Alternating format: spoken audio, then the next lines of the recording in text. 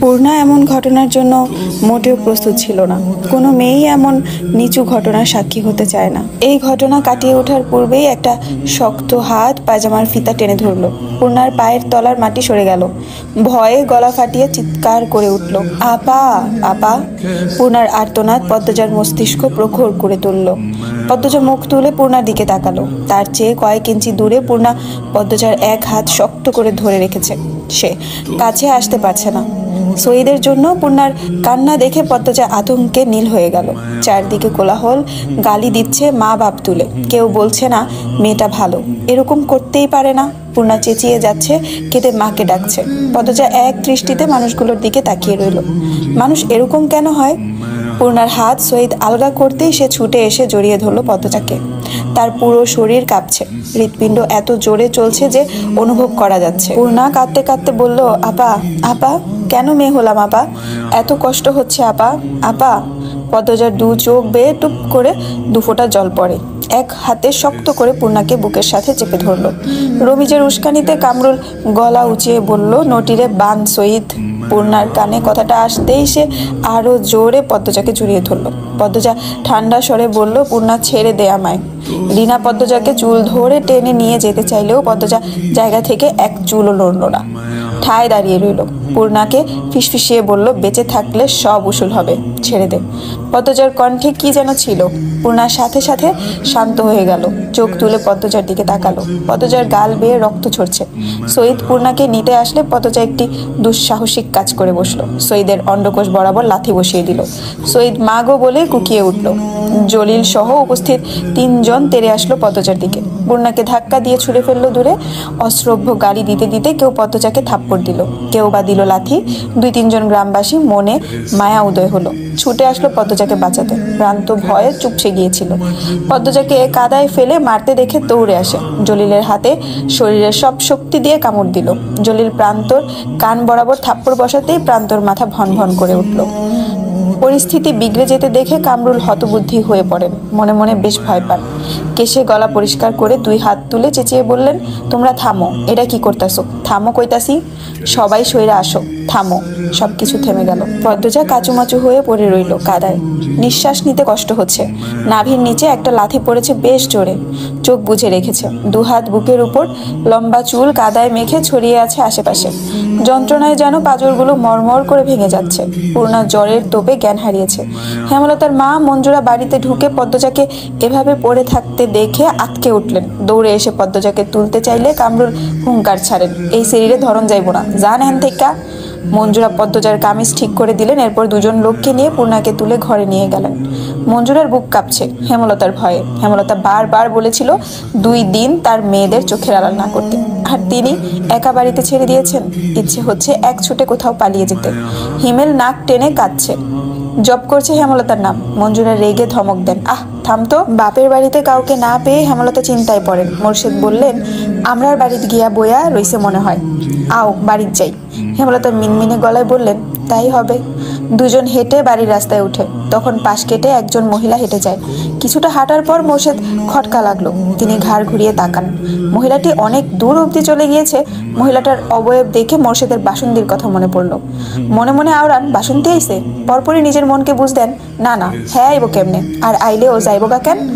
তিনি আর মাথা ঘামালেন না। হেমলতার বুক দূর দূর করছে, ঠান্ডা বাতাস বইছে, তবুও তিনি ঘামছেন।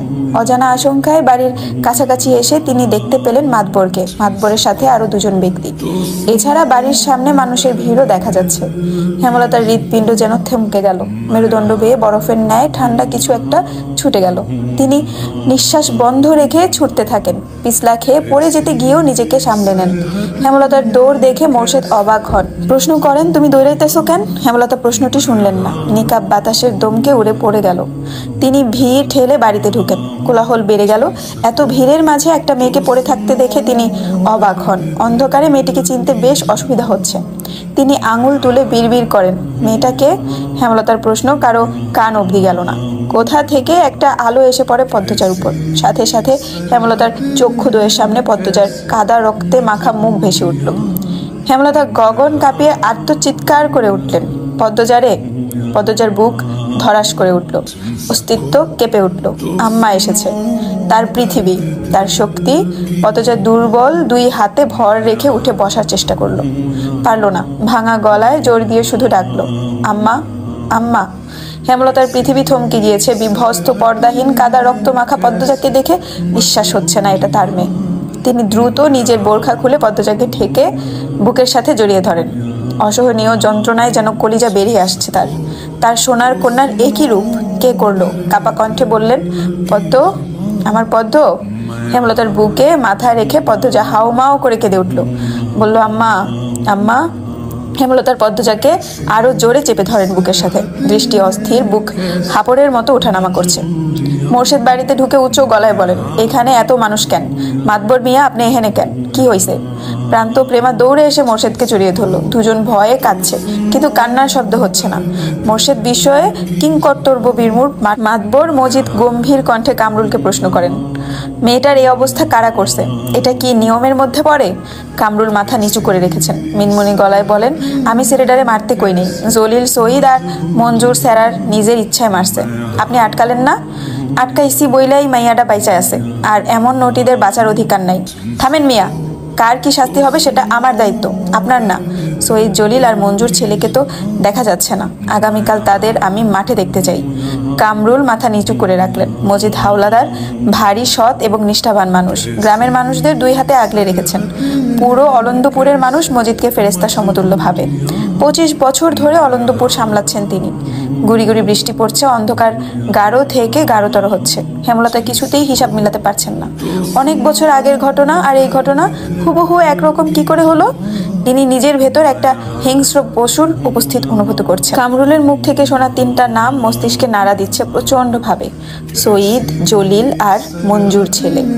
মাজিদ সবাইকে উদ্দেশ্য করে বললেন, আগামীকাল সবাই স্কুল মাঠে চলে আসবেন। মিয়া, মোর্শেদ মেয়ে নিয়ে আলো ফুটতেই চলে আসবেন। এই বাড়ির পাহারায় থাকবে মদন আর আলী। আমার ছেলেকে আমি নিয়ে যাচ্ছি, ঠিক সময় সেও উপস্থিত থাকবে। সূর্যের প্রখর তাপে সমস্ত প্রকৃতি যেন নির্জীব হয়ে উঠেছে। উপস্থিত সবার মধ্যে চাপা উত্তেজনা কাজ করছে। রমিজ আলী, হারুন রশিদ নামক দ্রুত মানুষগুলোর চোখ ছানা বড়া। মজিদ মাতব্বর ধীর শান্ত কণ্ঠে বললেন, আপনারা চাইলে সময় নিতে পারেন আজ এখানে। হেমলতা কথার মাঝে আটকে দিয়ে বলল, আপনি বিয়ের তারিখ ঠিক করুন। মজিদ মাতব্বরের প্রস্তাবের চেয়ে এই প্রস্তাবে হেমলতার রাজি হওয়াটা যেন কোলাহল মুহূর্তে দ্বিগুণ বাড়িয়ে দিল।